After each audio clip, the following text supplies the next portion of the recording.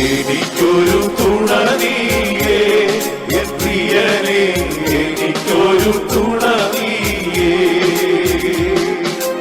എനിക്കൊരു തുണ നീയേ എൻ പ്രിയനേ, എനിക്കൊരു തുണ നീയേ. കർത്താവിന്റെ ദാസന്മാർ ദൈവമക്കൾ എല്ലാവർക്കും ക്രിസ്തയേശുവിന്റെ നാമത്തിൽ സന്ധ്യാവന്ദനങ്ങളെ അറിയിക്കുന്നു. രാത്രിയിൽ നമ്മുടെ എണ്ണത്തിൽ ചുരുക്കമാണെങ്കിലും ആമേൻ നമ്മളോട് ഇടപെടുവാൻ, നമ്മോട് സംസാരിക്കുവാൻ നമ്മുടെ ദൈവം മതിയായവനാണ്. ആമേൻ. 2-3 പേരുടെ നാമത്തിൽ കൂടി വരുന്നിടത്തൊക്കെയും എന്റെ സാന്നിധ്യമുണ്ടെന്ന് പറഞ്ഞ കർത്താവ് തന്റെ വാഗ്ദത്തം നിവൃത്തിയാകേണ്ടത് ദൈവകരങ്ങളെ ഏൽപ്പിച്ചോട് നമുക്ക് പ്രാർത്ഥനയോടെ ആയിരിക്കാം. ആമേൻ. നമുക്ക് മുൻവിധികളെയൊക്കെ മാറ്റിവെച്ച് കർത്താവിന്റെ സന്നിധിയിൽ പ്രാർത്ഥനയോടെ ആയിരിക്കാം. നമ്മുടെ ദൈവം നമ്മെ ബലപ്പെടുത്തുന്ന, നമ്മെ ശക്തീകരിക്കുന്ന, നമ്മുടെ ഹൃദയത്തിന്റെ ആവശ്യങ്ങളെ അറിയുന്ന, നമ്മുടെ ജീവിതത്തിന്റെ നിലവുകളെയും നമ്മുടെ ആവശ്യങ്ങളെയും അറിയുന്ന ദൈവമാണ് നാം സേവിക്കുന്ന കർത്താവ്. ആകയാൽ ആമേൻ ദിനംതോറും നമ്മെ നടത്തുവാൻ അവർ ശക്തനാകുമെന്ന് നമുക്ക് കർത്താവിനെ സ്തുതിക്കാം. ഹല്ലേലൂയ, സ്തോത്രം. ഇന്ന് രാത്രിയിലെ അല്പസമയത്തെ ചിന്തയ്ക്കായി ഒരു വേദഭാഗം വായിക്കാൻ കർത്താവിൽ ആഗ്രഹിക്കുന്നു. ഗലാത്യ ലേഖനം 5-ാം അധ്യായത്തിന്റെ 1-ാമത്തെ വാക്യം, ബുക്ക് ഓഫ് ഗലേഷ്യൻസ് ചാപ്റ്റർ 5:1. ആരെങ്കിലും ഒന്ന് വായിച്ചാൽ.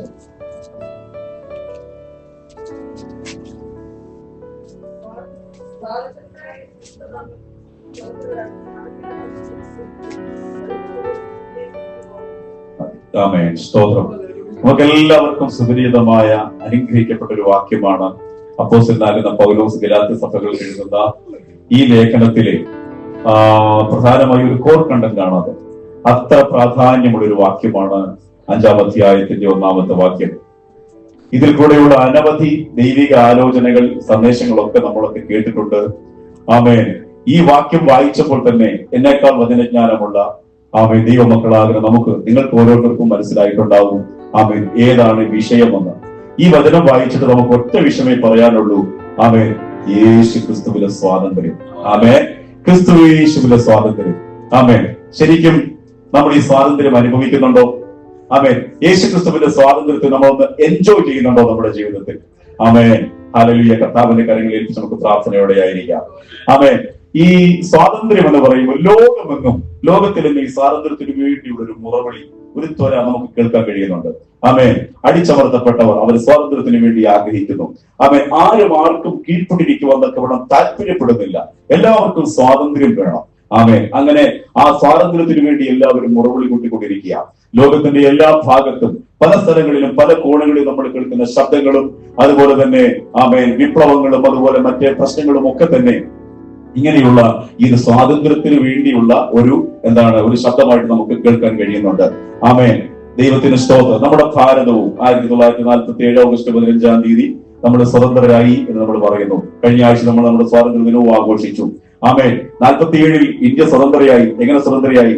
പൊളിറ്റിക്കലി നമ്മൾ സ്വാതന്ത്ര്യം പ്രാപിച്ചു. ബ്രിട്ടീഷുകാർ അവരുടെ ആധിപത്യം അവസാനിപ്പിച്ച് അവർ മടങ്ങി. പക്ഷേ ചില ഭാഗങ്ങളിൽ നമ്മൾ ഇന്ന് സ്വതന്ത്രമായിട്ടുണ്ടോ? ചിന്തിക്കേണ്ട കാര്യമാണ്. ആമേൻ. വർഗീയ ചിന്തകളിൽ നിന്ന്, ജാതീയ വ്യവസ്ഥകളിൽ നിന്ന്, അതുപോലെ ഉച്ചനീചത്വങ്ങളിൽ നിന്ന്, അതുപോലെ മറ്റ് പലരിൽ നിന്നും അന്ന് ബ്രിട്ടീഷുകാർ നമ്മളെ ഭരിച്ചു. എന്നാൽ ഇന്ന് നമ്മുടെ രാജ്യക്കാർ തന്നെ നമ്മളെ ഭരിക്കുന്നു. ആ ഒരു നിലകളിലേക്ക് കൊണ്ടുവന്നു. ഒരിക്കലും ഒരു സ്വാതന്ത്ര്യവും പൂർണ്ണമാകുന്നില്ല. ലോകം തരുന്ന ഒരു സ്വാതന്ത്ര്യവും പൂർണ്ണമാകുന്നില്ല. എന്നാൽ യേശു ക്രിസ്തുവിന്റെ സ്വാതന്ത്ര്യം അത് സമ്പൂർണമാണ്. അവൻ അതിനപ്പുറം ഒരു സ്വാതന്ത്ര്യമില്ലായ്മയില്ല. സ്വാതന്ത്ര്യം അവിടെ കൊണ്ട് അവസാനിക്കുന്നു. യേശു ക്രിസ്തുവിന്റെ സ്വാതന്ത്ര്യം പൂർണ്ണമായതാണ്. കൃപയാൽ നമുക്ക് ലഭിച്ച ഈ സ്വാതന്ത്ര്യത്തെ ഓർത്ത് നമുക്ക് കർത്താവിനെ സ്തുതിക്കാം, സ്തോത്രം ചെയ്യാം. അപ്പോസ്തലനാകുന്ന പൗലോസ് ഈ വാക്യം ഗലാത്യയിലുള്ള സഭകളോട് എഴുതുമ്പോൾ ആമേൻ അതിന്റെ 1-ാം അധ്യായം നമുക്ക് കാണാൻ കഴിയുന്നുണ്ട്. ഗലാത്യയിലെ സഭകൾക്ക് എഴുതുന്നത്. ഗലാത്യയിലെ 1-ൽ കൂടുതൽ സഭകളോട് നമുക്ക് അനുമാനിക്കാം. അങ്ങനെയുള്ള സഭകൾക്ക് എഴുതുമ്പോൾ അപ്പോസ്തലനാകുന്ന പൗലോസ് ഈ വാക്യം പറഞ്ഞു വിടേണ്ട കാര്യം എന്താണ്? ഈ ഒരു വാക്യത്തെ നമ്മളൊന്ന് ചിന്തിക്കുമ്പോൾ പ്രധാനമായിട്ടും അതിനെ ഒരു 3 ഭാഗങ്ങളായിട്ട്, 3 പീസായിട്ട് നമുക്കൊന്ന് മാറ്റി നോക്കാം. ഒന്ന്, സ്വാതന്ത്ര്യത്തിനായിട്ട് ക്രിസ്തു നമ്മെ സ്വതന്ത്രരാക്കി. ശക്തിയേറിയ ഒരു പ്രഖ്യാപനമാണ്, അല്ലെ? ആമേൻ. ശക്തിയേറിയ ഒരു പ്രഖ്യാപനമാണ്. സ്വാതന്ത്ര്യത്തിനായി ക്രിസ്തു നമ്മളെ സ്വതന്ത്രരാക്കി. 2, ആകയാൽ അതിൽ ഉറച്ചു നിൽപ്പിൻ. അത് ഒരു ഉപദേശമാണ്. ഒരു തർജ്ജമത്തിന്റെ ശബ്ദം നമുക്ക് അവിടെ കേൾക്കാൻ കഴിയുന്നുണ്ട്. അടുത്ത വാക്യമാണ്, അടിമനുഖത്തിൽ കുടുങ്ങിപ്പോകരുത്. ആമേൻ. ഹല്ലേലൂയ. താൻ ശുശ്രൂഷിച്ച ആമേൻ താൻ സേവിച്ച ദൈവവചനത്തിൽ അവരെ ഉയർത്തിയെടുത്ത, അവരെ വളർത്തിക്കൊണ്ടുവന്ന ഈ അപ്പോസ്തലൻ അവർക്ക് ലേഖനം എഴുതുമ്പോൾ ഇങ്ങനെ ഒരു വാക്ക് അവിടെ ക്രോഡീകരിക്കേണ്ട, ഇങ്ങനെ ഒരു വാക്ക് അവിടെ കോട്ട് ചെയ്തതിന്റെ ആവശ്യം എന്താണ് നമ്മളൊന്ന് ചിന്തിക്കേണ്ടിയിരിക്കുന്നു. ആമേൻ. ഗലാത്യയിലെ സഭകളോട് പറയുന്നു, ഒന്ന്, ഒരു പ്രഖ്യാപനം, സ്വാതന്ത്ര്യത്തിനായിട്ട് ക്രിസ്തു നിങ്ങളെ ആമേൻ സ്വതന്ത്രരാക്കി, ക്രിസ്തു നമ്മെ സ്വതന്ത്രരാക്കി. രണ്ട്, ആകയാൽ അതിൽ ഉറച്ചു നിൽപ്പിൻ. ആമേൻ, നിങ്ങൾ ഉറച്ചു നിന്നോണം അതിൽ. മൂന്ന്, അടിമനുഖത്തിൽ കുടുങ്ങിപ്പോകരുത്. ഒരൊറ്റവരുടെ അടിമനുഖത്തിൽ പിന്നെയും കുടുങ്ങിപ്പോകരുത്. ആമേൻ. അത് പറയാനുള്ള കാരണം, ആമേൻ, അന്നും വീണ്ടും ഇവർ അനുഭവിച്ച ആ ഒരു അടിമനുഖത്തിലേക്ക് അവർ വീണ്ടും മടങ്ങിപ്പോകുവാനുള്ള സകല സാധ്യതകളും അവരുടെ മുമ്പിൽ ഉണ്ടായിരുന്നല്ലേ അതിന്റെ അർത്ഥം. ആമേൻ. ഇവർ മടങ്ങിപ്പോകേണ്ട, അല്ലെങ്കിൽ ഈ സ്വാതന്ത്ര്യത്തിൽ നിന്ന് ഇവർ വീണ്ടും അടിമത്തത്തിലേക്ക് കുടുങ്ങിപ്പോകേണ്ട സകല സാധ്യതകളും അവരുടെ ഉണ്ടായിരുന്നു. അതുകൊണ്ട് അവരെ ഒരു താക്കീത് കൊടുത്തുകൊണ്ട് അപ്പോസ്തലൻ പറയുന്നു, ഇനിയും നിങ്ങൾ അടിമതത്തിൽ കുടുങ്ങിപ്പോകരുത്. എന്റെ ദൈവമക്കളെ, ഒരു കാര്യം നമ്മൾ ചിന്തിക്കേണ്ടതുണ്ട്. ആദിമ സഭകളിൽ ആമേൻ യേശുക്രിസ്തുവിന്റെ പുനരുത്ഥാനത്തിന് ശേഷം ആ കാലയളവുകളിൽ ആദിമ നൂറ്റാണ്ടുകളിൽ സ്ഥാപിതമാക്കപ്പെട്ട സഭകളോട് ഇത്രയേറെ താക്കീതിന്റെ ശബ്ദം അപ്പോസ്തലന് കൊടുക്കേണ്ടി വന്നെങ്കിൽ, ആമേൻ 2024 വർഷങ്ങൾക്ക് ഇപ്പുറം വന്നു നിൽക്കുന്ന പുതിയ നിയമസഭയെ, ദൈവമക്കളെ, ആമേൻ എത്രത്തോളം ഈ ദുരുപദേശത്തിന്റെയും ദൈവികമല്ലാത്ത ചിന്തകളുടെയും സാത്താന്യ ശക്തികളുടെയും പ്രലോഭനങ്ങൾ നമ്മുടെയൊക്കെ സഭകളുടെ ഇടയിൽ കയറിക്കൂടിയിട്ടുണ്ടെന്ന് നമ്മൾ ചിന്തിക്കേണ്ട കാര്യം തന്നെയാണ്. നമുക്ക് ചെയ്യാൻ കഴിയുന്നതെന്താ? വചനത്തിൽ ജ്ഞാനം പ്രാപിക്കാം, പരിശുദ്ധാത്മാവിന്റെ ശക്തിയെ പ്രാപിക്കാം, വിവേചനത്തിന്റെ വരത്തെ പ്രാപിക്കാം. ഏതിനെ തള്ളണം, ഏതിനെ കൊള്ളണം, ഏതിനെ സ്വീകരിക്കണം, ഏതിനെ നമ്മൾ ചെവി കൊടുക്കണം, ഏതിനെ നമ്മൾ ത്യജിച്ചു കളയണം എന്നുള്ളതാകുന്ന ക്രിസ്തുവിന്റെ പരിജ്ഞാനത്തിലേക്ക് വളരുവാൻ ദൈവസഭയായി കർത്താവ് നമ്മളെ ഒരുക്കട്ടെ. അതിനായിട്ട് ദൈവത്തിന്റെ കരങ്ങളിൽ ഏൽപ്പിച്ചു കൊടുക്കാം. സ്വാതന്ത്ര്യത്തിനായിട്ട് ക്രിസ്തു നിങ്ങളെ വീണ്ടെടുത്തു, അതിൽ ഉറച്ചു നിൽപ്പിൻ, അടിമനുഖത്തിൽ പിന്നെയും കുടുങ്ങി പോകരുത്. ആമേൻ. ഇത്രത്തോളം അവരെ അപ്പോസ്തലൻ ഓർപ്പിച്ചുണർത്തുകയാണ്. അവിടെ പ്രധാനമായിട്ട് ഗലാത്യയിലുള്ള സഭകളെ, ആമേൻ, അവർ പിന്മാറിപ്പോകുവാൻ 2 കൊരിന്ത്യർ ലേഖനമൊക്കെ നമ്മൾ വായിക്കുമ്പോൾ ശക്തമായ താക്കീതിന്റെ ശബ്ദമാണ്. ആമേൻ. നിങ്ങൾ എങ്ങനെ പോയി? ആമേൻ. അവരുടെ ഇടയിലേക്ക് അകൃത്യവും സാത്താന്യമാകുന്ന പലതും കയറിക്കൂടിയെന്ന് നമുക്ക് മനസ്സിലാക്കാൻ കഴിയുന്നു.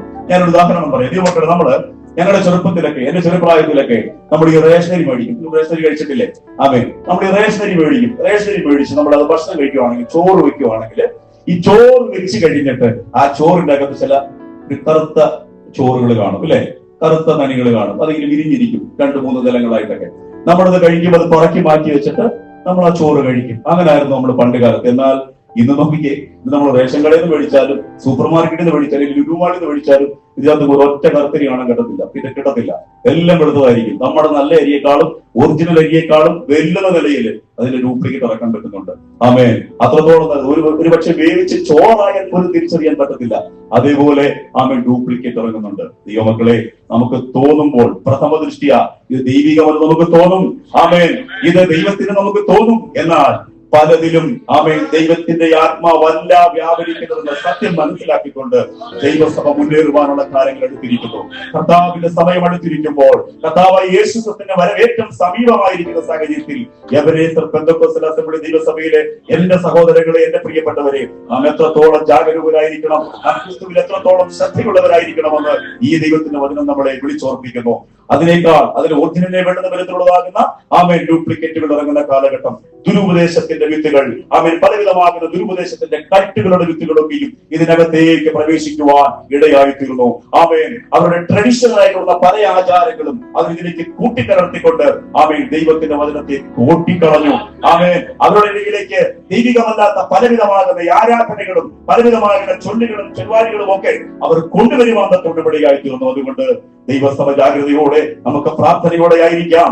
ആമേൻ. ദൈവത്തിന്റെ ആത്മാവിൽ നിന്നാണോ ഈ വരുന്നതെന്ന് മനസ്സിലാക്കുവാനുള്ളതാകുന്ന ജ്ഞാനം ദൈവം നമ്മുടെ ഹൃദയങ്ങളിൽ പകരട്ടെ. പണ്ടൊക്കെ നമ്മൾ കേൾക്കുമ്പോൾ ഈ ദുരുപദേശകരും ഈ മോഡേൺ പെന്തക്കോസ്തുകാരും ഇതൊക്കെ ഉണ്ടല്ലോ, ഈ ഭൗതികവാദം പ്രസംഗിക്കുന്ന പ്രിയപ്പെട്ടവരൊക്കെ, അവരൊക്കെ പറയുന്നത് അന്നൊക്കെ അവർ ഭൗതികത്തിൽ മാത്രം മൂല്യങ്ങളുള്ള സംസാരമായിരുന്നു.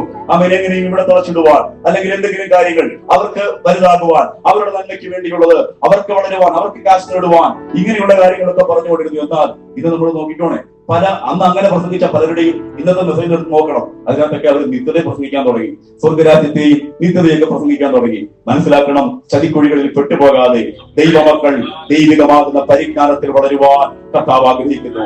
അതിനായിട്ട് ദൈവത്തിന്റെ കാര്യങ്ങൾ നമ്മെ തന്നെ ഏൽപ്പിച്ചു കൊടുക്കുക.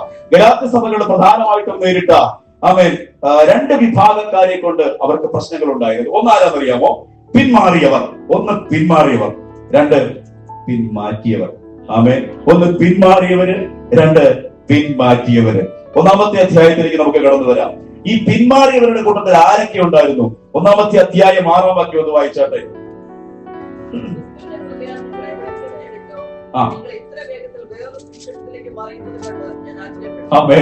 ക്രിസ്തുവിന്റെ സുവിശേഷത്തിൽ നിന്നും മറ്റൊരു സുവിശേഷത്തില് നിങ്ങൾ മാറിയുന്നത് കണ്ട് ഞാൻ ആശ്ചര്യപ്പെടുന്നു. ഒന്ന്, മറിഞ്ഞുപോയവർ. മറിഞ്ഞുപോയവർ, സത്യത്തിൽ നിന്നും വ്യതിചലിച്ചു പോയവർ, മാറ്റപ്പെട്ടു പോയവർ, തെറ്റിപ്പോയവർ, അകന്നുപോയവർ. ഹല്ലേലൂയ. സുവിശേഷത്തിൽ നിന്നും മറിഞ്ഞു പോയവർ. രണ്ടാമത്തെ കൂട്ടര് 3-ാം അധ്യായം 1-ാം വാക്യം വായിച്ചാട്ടെ. ആമേൻ, ആമേൻ.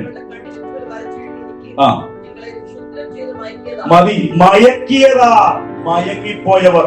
ഉണർന്നിരിക്കേണ്ട സഭയെ, ഈ കാലഘട്ടത്തിൽ ഉണർന്നിരിക്കേണ്ട ദൈവസഭകളെ, പ്രിയപ്പെട്ടവരെ, ആമേൻ, നിങ്ങളെ മയക്കിയതാർ, നിങ്ങളെ ഉറക്കിയതാർ, നിങ്ങളെ നിങ്ങളുടെ ശ്രദ്ധയിൽ നിന്നും വ്യതിചലിപ്പിച്ചുകൊണ്ട് മറ്റൊന്നിലേക്ക് നിങ്ങളെ കൊണ്ടുപോയതാർ എന്ന് അപ്പോസ്തലൻ ചോദിക്കുന്നു.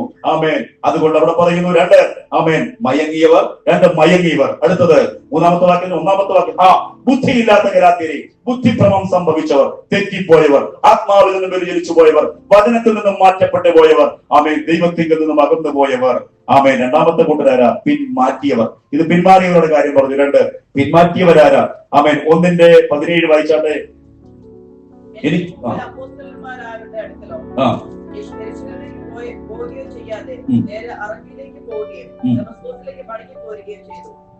അവിടെ അവരുടെ ഇടയിൽ കലക്കുന്നവർ, അവരെ കലക്കുന്നവർ, അവരെ ചിതറിച്ചു കളയുന്നവർ, അവരെ ഭിന്നിപ്പിക്കുന്നവർ, തമ്മിലുള്ള ഐക്യതയെ കെടുത്തിക്കളഞ്ഞ് അവരുടെ ശ്രദ്ധകളെ, അവരുടെ ലക്ഷ്യബോധത്തെ തെറ്റിച്ചു കളഞ്ഞ് അവരെ കലക്കി കളയുന്ന, മറിച്ചു കളയുന്ന മറ്റൊരാത്മാവിന്റെ ശക്തി വ്യാപരിക്കുന്നവർ. അടുത്തത് 2:5 വായിക്കേണ്ട.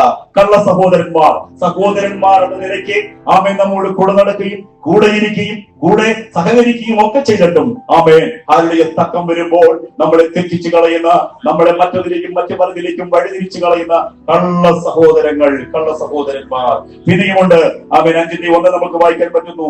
മയക്കിയവർ. നമ്മൾ നേരത്തെ മയങ്ങിയവരെ പറ്റി പറഞ്ഞു. ഇവർ മയക്കിയവർ, മാറ്റിക്കളഞ്ഞവർ. ഇങ്ങനെ പല കൂട്ടരെ കൊണ്ട് ഈ സഭകളിൽ ദൈവത്തിന്റെ പ്രവൃത്തി നടക്കാതെ ആ സഭ ദൈവത്തിൽ നിന്നും അകന്നു പോകുന്നതായിട്ട് നമുക്ക് കാണാൻ കഴിയുന്നു.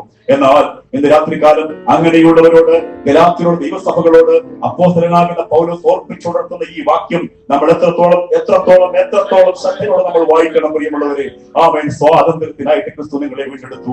അതിൽ ഉറച്ചു നിൽപ്പിന് അടിമതത്തിൽ പിന്നെയും കുടുങ്ങി പോകരുത്. ആമേൻ. ഹല്ലേലൂയ. സ്തോത്രം.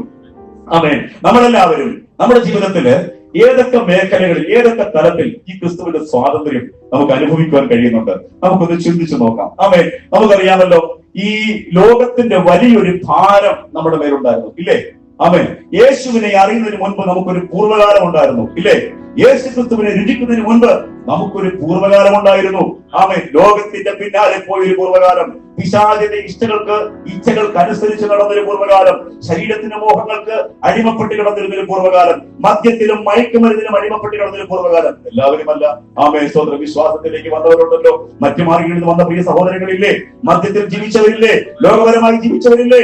ആമേൻ. സിനിമകൾക്കും വെറിക്കൂത്തുകൾക്കും മറ്റുമായി പോയവരില്ലേ? അങ്ങനെയൊക്കെ നമ്മുടെ ജീവിതത്തിൽ നമ്മൾ മാറ്റിക്കളഞ്ഞൊരു കാലം നമ്മുടെ ജീവിതത്തിൽ ഇന്നലകളിലുണ്ടായിരുന്നു.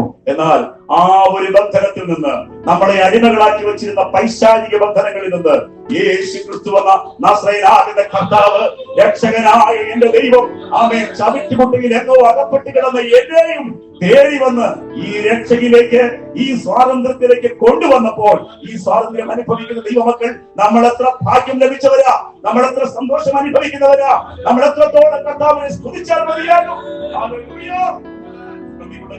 നമ്മുടെ കർത്താവിനെ സ്തുതിക്കും, സ്തോത്രം ചെയ്യാം. Hallelujah, praise the Lord. അങ്ങനെ ഇന്നലകളിൽ നമ്മുടെ മുകളിൽ ഉണ്ടായിരുന്ന ഒരു ഭാരത്തെ മാറ്റി. ഇവിടെ ഈ ലഘുവായ ഒരു നുകം കർത്താവ് നൽകി തന്നു. അതിന് നമ്മൾ പറയുന്നൊരു വാക്കുണ്ടല്ലോ, സ്വയം സമർപ്പിത അടിമ എന്ന് പറയത്തില്ലേ. ആമേൻ. നമ്മൾ വലിയൊരു അടിമത്തത്തിന്റെ കീഴിലായിരുന്നു, എന്നാൽ അത് മാറ്റിയിട്ട് ക്രിസ്തുവിന്റെ ലഘുവായൊരു നുകം നമ്മുടെ ചുമരുമേൽ അവൻ വെച്ച് തന്നിട്ടുണ്ട്. ഇത് വഹിക്കണം. ഈ നുകം ചുമക്കുന്ന കാളയ്ക്ക് ഒരു പ്രത്യേകതയുണ്ട് അല്ലെ. ഈ നുകം ചുമക്കുന്ന കാള ആമൻ അതൊരിക്കലും ആ ഒരു ട്രാക്ക് വിട്ട് പോകാൻ പറ്റത്തില്ല. ആമേൻ. അതിലൂടെ എപ്പോഴും അതിന്റെ പിന്നിൽ യജമാനന്റെ വഴിയുടെ ശക്തിയുള്ളതിന് പിന്നിൽ ആമേൻ അതിനെ തെളിക്കും, അതിനെ നയിക്കും, അതിനെ പോകേണ്ട വഴിയിൽ കൂടെ കൊണ്ടുപോകും. ആമേൻ. യജമാനൻ നിശ്ചയിച്ചുകൊണ്ട് ഏത് വഴി കലപ്പ പോകണമെന്ന് ആ വഴിയിൽ കൂടി ആ യജമാനൻ തെളിച്ചിങ്ങനെ കൊണ്ടുപോകും. അതുകൊണ്ട് അത് വിട്ട് പുറത്തേക്ക് ഒരു യാത്ര സാധ്യമല്ല. ഈ നുകം വഹിക്കുന്ന ദൈവത്തിന്റെ മക്കളെ സംബന്ധിച്ച് ഇത് വിട്ട് പുറത്തേക്ക് ഒരു പോക്ക് നമുക്ക് പറ്റത്തില്ല. ഇതിനൊരു മാർഗമുണ്ട്, ഇതിനൊരു മാർഗരേഖയുണ്ട്. ഈ സത്യവചനം നമ്മുടെ കരങ്ങളിൽ നൽകി തന്നതിന് പിന്നിൽ നാം നിത്യത വരെയും ചെല്ലേണ്ടതാകുന്ന വഴി എങ്ങനെയായിരിക്കണം, നമ്മുടെ ജീവിതം എങ്ങനെയായിരിക്കണം, നമ്മുടെ സംസാരം എങ്ങനെയായിരിക്കണം, നമ്മുടെ ഇടപെടലുകൾ എങ്ങനെയായിരിക്കണം എന്നെല്ലാം സവിസ്തരം നമ്മെ പഠിപ്പിക്കുന്ന ഈ അനുഗ്രഹിക്കപ്പെട്ട വചനം നമ്മുടെ ജീവിതത്തിന്റെ ഭാഗമായി തീരട്ടെ. ദൈവത്തിന്റെ കരങ്ങളിൽ ഏൽപ്പിക്കാം. ആമേൻ. ഈ സ്വയം സമർപ്പിത അടിമ എന്ന് പറയുമ്പോൾ ഈ സജു മക്കി സാറൊക്കെ പറയുന്ന ഒരു കഥയുണ്ട്. ആമേൻ. നിങ്ങൾക്കറിയായിരിക്കാം. ആമേൻ. ഒരു മനുഷ്യൻ ഇംഗ്ലണ്ടിലെ ഏതോ ഒരു തെരുവിൽ ഒരു വൈറ്റ് മനുഷ്യൻ, ഈ അടിമത്വമുള്ള കാലഘട്ടമാണ്, ഒരു ബ്ലാക്ക് അടിമയെ താൻ ആഫ്രിക്കയിൽ നിന്ന് ഇവിടുന്ന് വാങ്ങിക്കൊണ്ടുവന്ന അടിമയെ, അന്ന് അടിമകളുടെ മേൽ പൂർണ്ണ സ്വാതന്ത്ര്യമുണ്ട്, അവനെ കൊല്ലാൻ വരെയുള്ള അധികാരമുണ്ട്. ആമേൻ. അങ്ങനെ ഇരിക്കെ ഈ അടിമയായ മനുഷ്യനെ കൊണ്ടുവന്ന് അവൻ എന്തോ കുറ്റം ചെയ്തു. ഈ കുറ്റം ചെയ്ത മനുഷ്യനെ ഇങ്ങനെ തല്ലി, അതിനുശേഷം അവനെ കുത്താൻ വേണ്ടി ഒരു കത്തി എടുത്ത് കുത്തി. ഈ കുത്തുന്ന മുറയ്ക്ക് അപ്പുറത്തൂടി വന്ന മറ്റൊരു മനുഷ്യൻ, മറ്റൊരു വൈറ്റ് മനുഷ്യൻ, അദ്ദേഹം ഓടി വന്ന് ഈ കത്ത് അവൻ കുത്തുന്ന ഭാഗത്തോട്ട് കയറി നിന്ന് ആ കുത്ത് അവന്റെ ശരീരത്തിൽ മേടിക്കും. ആ മേടിച്ച ശേഷം ഈ മനുഷ്യൻ ആ കുത്തുകൊണ്ട് അവിടെ നിൽക്കുമ്പോൾ, അവിടെ വീഴുമ്പോൾ ആമേൻ രക്തമൊഴുകുന്ന ഈ സന്ദർഭത്തിൽ അവൻ അദ്ദേഹത്തോട്, ഈ കുത്തുകൊണ്ട മനുഷ്യൻ അദ്ദേഹത്തോട് പറയുന്നു, ഇനി നിനക്ക് അവനെ ശിക്ഷിക്കുവാൻ വ്യവസ്ഥയില്ല, നീ ശിക്ഷിച്ചു കഴിഞ്ഞു, നീ അവനെ കുത്തിക്കഴിഞ്ഞു, നിന്റെ ഭാഗം കഴിഞ്ഞു, അവന് വേണ്ടിയുള്ള കുത്ത് ഞാൻ വാങ്ങിയിട്ടുണ്ട്. ആമേൻ. അവന് വേണ്ടിയുള്ളത് ഞാൻ വാങ്ങിയിട്ടുണ്ട്, ഇനി നിനക്ക് അവനെ ശിക്ഷിക്കാൻ അധികാരമില്ല എന്ന് പറയുമ്പോൾ ഈ കറുത്ത മനുഷ്യൻ, അടിമയായ മനുഷ്യൻ ഈ ഇദ്ദേഹത്തിന്റെ കാലോട് ചേർന്ന് കിടന്ന് കെട്ടിപ്പിടിച്ച് കരഞ്ഞുകൊണ്ട് പറയുന്നു, ഇനി എന്റെ ജീവിതത്തിന്റെ അവസാന നിമിഷം വരെയും നിനക്ക് ജീവനോടെ ആയുസ് ദൈവം തരികയാണെങ്കിൽ നിന്നെ സേവിച്ചുകൊണ്ട് ഞാൻ നിന്നോളാം എന്ന് പറയുന്നുണ്ട്. അവരുടെ സ്വയം പ്രഖ്യാപിത അടിമയെ അദ്ദേഹത്തിന്റെ കൂടെ പോകുന്ന ഒരു കഥ ആമേൻ സജു മത്തി സാറൊക്കെ പറയുന്നത് കേൾക്കാറുണ്ട്. എത്ര ചിന്തനീയമാണ് പ്രിയമുള്ളവര്. ഹല്ലേലൂയ. നമ്മൾ ഓരോരുത്തരും ആമേൻ നാം ഏൽക്കേണ്ട ശിക്ഷ കാൽവരിയുടെ കൊലക്കളത്തിൽ നമ്മുടെ കർത്താവായ യേശു ക്രിസ്തു നമുക്ക് വേണ്ടി സഹിച്ചു. ആമേൻ. ഭൂതാണിമേൽ അവൻ തകർക്കപ്പെട്ടു. ആമേൻ. മുൾക്കിരീടം ധരിക്കപ്പെട്ടു. നമുക്ക് വേണ്ടി ചിതറി അവന്റെ രക്തം മുഴുവനും ധാരധാരയായി ഒഴുകി നമുക്ക് വേണ്ടി അവൻ തകർക്കപ്പെട്ടു. ആമേൻ. നാം ഏൽക്കേണ്ട പല ശിക്ഷകളും കാൽവരിയിൽ നമ്മുടെ കർത്താവ് നമുക്ക് വേണ്ടി ഏറ്റു. അല്ലാതെ നമുക്ക് സ്വാതന്ത്ര്യം എന്ന് പറയുന്നത് ഈ ക്രിസ്തുവിന്റെ സ്വാതന്ത്ര്യം നമുക്ക് സൗജന്യമായി ലഭിച്ചതല്ല. വില കൊടുത്തവൻ ഒരുവനുണ്ട്.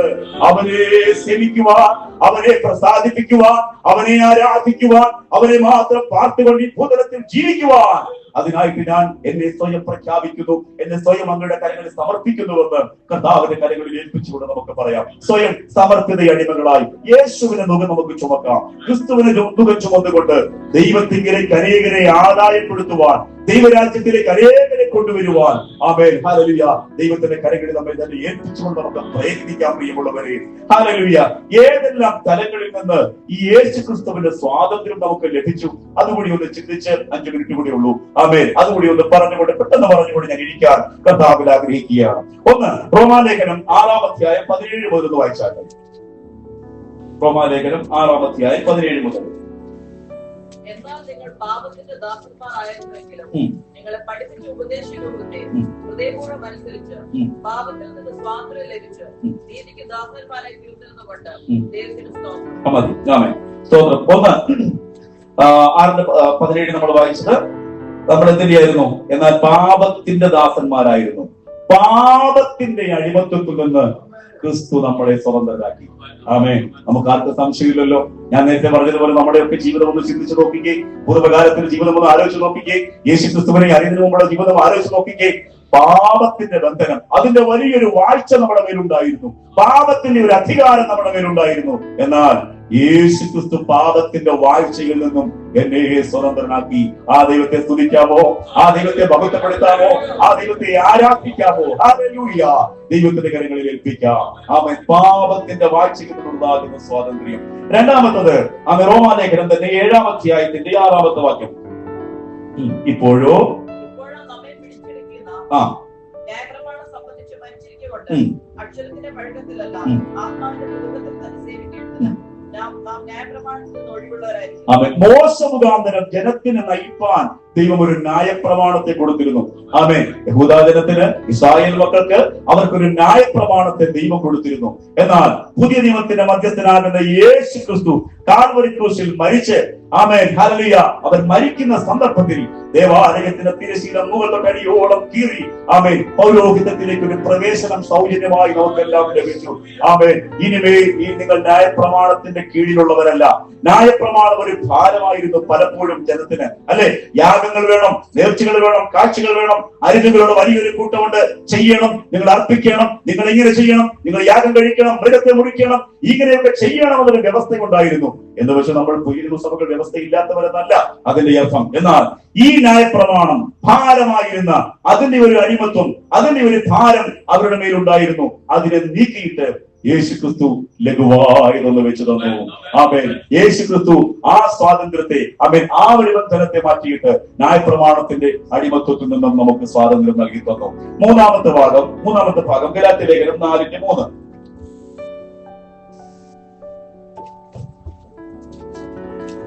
അതുപോലെ നാം ശിശുക്കളായിരുന്നപ്പോൾ ആമേൻ. ലോകത്തിന്റെ ആദിപാഠങ്ങളിൽ കീഴ് അടിമപ്പെട്ടിരുന്നു. എന്നാൽ കാലസമ്പൂർണ്ണത വന്നപ്പോൾ ദൈവം തന്റെ പുത്രനെ സ്ത്രീയിൽ നിന്ന് ജനിപ്പിച്ചവനായും ന്യായപ്രമാണത്തിൽ കീഴിൽ ജനിച്ചവനായും.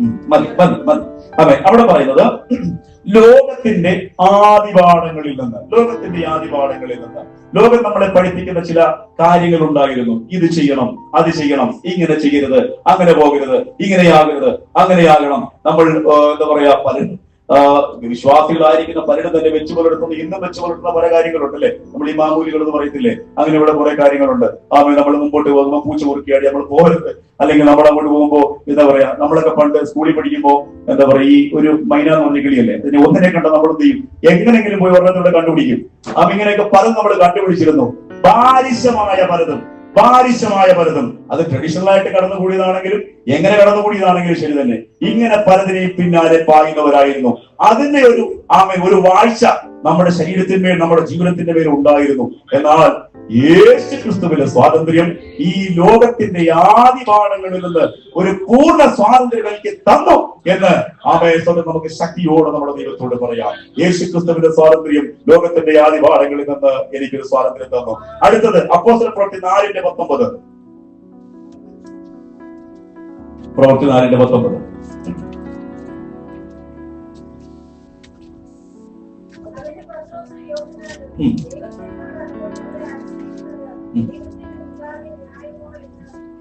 മതി. അതിന് പത്രോസ് യോഹന്നാൻ ദൈവത്തെക്കാൾ അധികം നിങ്ങളെ അനുസരിക്കുന്നത് ന്യായമോ എന്ന് അഭിനന്ദിപ്പിൻ. ആമേൻ. അവിടെ ധൈര്യത്തോടുകൂടെ ഈ ന്യായാധിപന്മാരുടെ അല്ലെങ്കിൽ ഈ പരീക്ഷന്മാരുടെ മുമ്പിൽ നിൽക്കുന്ന പത്രോസിനെ നമുക്ക് കാണാൻ കഴിയുന്നു. നമുക്ക് മറ്റൊരു പത്രോസിനെ ഓർമ്മയുണ്ടല്ലേ. ആമേൻ. കർത്താവിനോട് കൂടെ ചേർന്ന് നടന്നിട്ട്, ദൈവത്തോടു കൂടെ ചേർന്ന് നടന്നിട്ട്, അവസാനം കർത്താവിന്റെ കാൽവരി ക്രൂശീകരണത്തിന്റെ സമയത്ത് അകലം വിട്ടുപോകുന്ന ഒരു പത്രോസ്, ഭയത്താൽ, ആമേൻ, മരണ ഭയത്താൽ അല്ലെങ്കിൽ ഒരു ഭയത്താൽ, മാനുഷികമാകുന്ന ഭയത്താൽ ഓടിപ്പോകുന്ന ഒരു പത്രോസിനെ കാണാം. എന്നാൽ പരിശുദ്ധാത്മാവ് ആമേൻ അവന്റെ മേൽ വന്നു കഴിഞ്ഞപ്പോൾ, കർത്താവ് യേശു ക്രിസ്തുവിന്റെ ക്രൂശീകരണം തന്റെ ജീവിതത്തിൽ സ്വാതന്ത്ര്യമാക്കപ്പെട്ടപ്പോൾ, അപ്പോസ്തലനാകുന്ന പത്രോസ് പിന്നെ നിന്നുകൊണ്ട് പറയുന്നത് എന്താ? എനിക്ക് നിങ്ങളോട് പറയുന്നതിന് ആമേൻ, വായിച്ചാട്ടതുകൂടെ, ആമേൻ, സ്തോത്രം, ദൈവത്തെക്കാൾ അധികം നിങ്ങളെ അനുസരിക്കണമോ എന്ന് ആമേൻ ധൈര്യത്തോടുകൂടെ നിന്ന് പറയുന്ന പത്രോസ്. ആമേൻ. അത് താഴോട്ട് വായിക്കുമ്പോൾ നിർവാഹമില്ലാതെ അവരെ വിട്ടയച്ചു എന്ന് കാണാൻ നമുക്ക് കഴിയുന്നുണ്ട്. ആമേൻ, സ്തോത്രം, ഹല്ലേലൂയ, ഹല്ലേലൂയ, ദൈവത്തിന് സ്തോത്രം.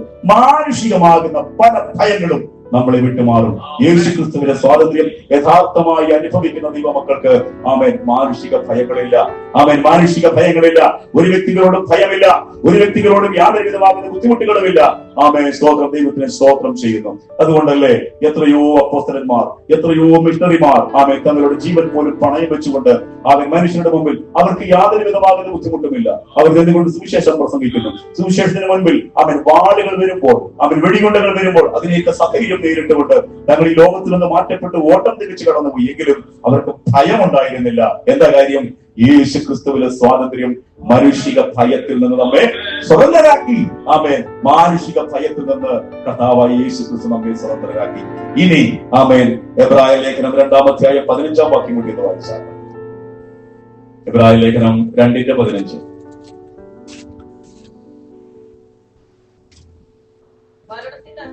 14 വായിച്ചു. മക്കൾ ജഡരക്തങ്ങളോട് കൂടിയവർ ജഡരക്തങ്ങളോട് കൂടിയവർ ആകോട്ടെ, അവരും അവരെ പോലെ ജഡരക്തങ്ങളോട് കൂടിയവരായി മരണത്തിന്റെ അധികാരിയായ പിശാചിനെ തന്റെ മരണത്താൽ നീക്കി ജീവപര്യന്ത മരണഭീതിയിൽ അടിമകളായിരുന്നവരെയൊക്കെയും ആമേൻ മരണഭയത്തിൽ നിന്ന് വിടുവിച്ചു. നമുക്ക് മരണഭയത്തിൽ നിന്ന് വിടുതൽ ലഭിച്ചിട്ടുണ്ടോ? ആമേൻ. നമുക്ക് മരണഭയത്തിൽ നിന്ന് വിടുതൽ ലഭിച്ചിട്ടുണ്ടോ? എങ്ങനെ നമുക്ക് ഈ മരണഭയത്തിൽ നിന്ന് വിടുതലുണ്ടായി? യേശു ക്രിസ്തുവിന്റെ മരണ നിമിത്തം. ആമേൻ. ദൈവമക്കളാകുന്ന നമുക്ക് ഒരു പ്രത്യാശയുണ്ട്. നമുക്കൊരു പ്രത്യാശയുണ്ട്. നമ്മളെല്ലാവരും കരുതിയിരിക്കണം. ഇന്നല്ലെങ്കിൽ നാളെ ഏതെങ്കിലും ഒരു നിമിഷത്തിൽ മരണം നമ്മളെ മാടി വിളിക്കും. മരണത്തിന്റെ കരാളഹസ്തങ്ങൾ നമ്മളെ പിടിക്കും. നമ്മൾ എന്നും ഈ ഭൂമിയിൽ ജീവിക്കേണ്ടവരല്ല. ഒരു ദിവസം നമ്മൾ ഇവിടുന്ന് മാറ്റപ്പെട്ടു പോകും. ആമേൻ. ഇത് നമ്മളെല്ലാവരും അറിഞ്ഞിരിക്കുന്നു. പക്ഷേ ദൈവമക്കൾ എന്ന് പറഞ്ഞാൽ ശേഷം മനുഷ്യരെ പോലെ വിലപിക്കുന്നവരല്ല.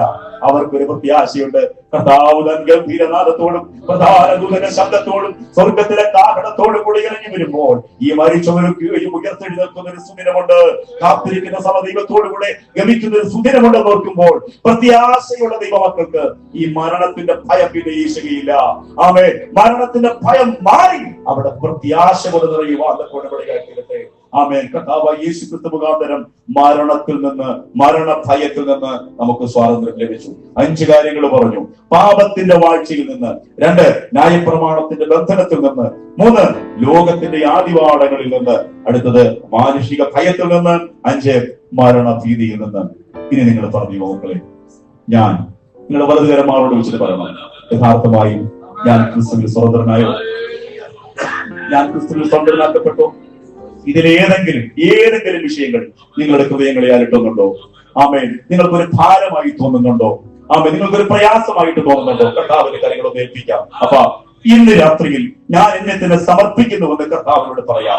ദൈവത്തിന്റെ കരങ്ങളിൽ ഏൽപ്പിച്ചിട്ട് ആമേൻ ക്രിസ്തുവിലെ യഥാർത്ഥമായ സ്വാതന്ത്ര്യം അനുഭവിച്ചുകൊണ്ട് സ്വർഗരാജ്യത്തിന് കൊള്ളാവുന്നവരായി തീരുവാൻ, ദൈവരാജ്യത്തിന്റെ അംശികളായി തീരുവാൻ, കർത്താവിന്റെ കാഹളം ധ്വനിക്കുന്ന മാത്രയിൽ ദൈവത്തോടുകൂടെ എടുക്കപ്പെടുന്ന ആമേൻ കർത്താവിന്റെ മണവാട്ടിയായി മാറ്റപ്പെടുവാൻ കർത്താവിന്റെ കരങ്ങളിൽ നമ്മെ തന്നെ ഏൽപ്പിച്ചു കൊടുത്താട്ട് ഇനി വരുന്ന ദിവസങ്ങൾ നമ്മുടെ ജീവിതത്തിൽ ക്രമീകരണത്തിന് നിമിഷങ്ങളാകട്ടെ. ഇന്ന് രാത്രി മുതൽ, ഈ നിമിഷം മുതൽ നമ്മുടെ ഹൃദയങ്ങൾക്ക് മാറ്റം വരട്ടെ, നമ്മുടെ പ്രാർത്ഥനകൾക്ക് മാറ്റം വരട്ടെ. നമ്മുടെ വിഷയങ്ങളെ എല്ലാം കർത്താവിന്റെ പാദപീഠത്തിൽ ഏൽപ്പിച്ചു കൊടുത്തിട്ട് ആമേൻ എനിക്ക് കർത്താവിനെ യഥാർത്ഥമായ ഒരു സ്വാതന്ത്ര്യം അനുഭവിക്കണമെന്ന് ആത്മാർത്ഥമായി ഞാൻ ആഗ്രഹിക്കുന്നു കർത്താവേ.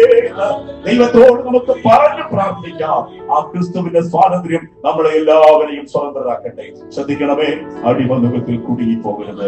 ലോകം നമ്മളെ മാടി വിളിക്കുന്ന പലതുമുണ്ട്. പ്രത്യേകിച്ച് കുഞ്ഞുങ്ങളോട് പറയട്ടെ, ആമേൻ. ലോകം നിങ്ങളെ മാടി വിളിക്കുന്ന പല സാഹചര്യങ്ങളും നിങ്ങളുടെ മുമ്പിൽ കടന്നു വരാം. ആമേൻ. അമ്മയപ്പന്മാരിൽ നിന്ന് വിദൂരതയിലേക്ക് നിങ്ങൾ കടന്നു പോകാം. നിങ്ങൾ മാത്രമുള്ള സാഹചര്യങ്ങൾ നിങ്ങളുടെ ജീവിതത്തിൽ കടന്നു വരാം. ഇവിടെയെല്ലാം നിങ്ങൾ ഒരു കാര്യം മനസ്സിലാക്കണം, യേശു ക്രിസ്തുവിന്റെ സ്വാതന്ത്ര്യം ഞാൻ അനുഭവിക്കുന്നു, എനിക്കത് മതി എന്ന് പറയുക അതൊടുപടിയായി തീരട്ടെ.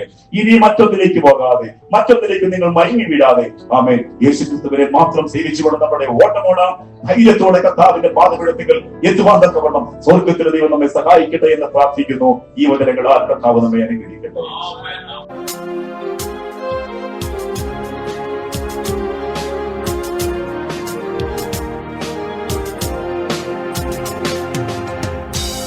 ഒരു തുണ നീയേ പ്രിയനേ, എനിക്കൊരു തുണ നീയേ, എനിക്കൊരു തുണ നീയേ പ്രിയനേ, എനിക്കൊരു തുണ നീയേ.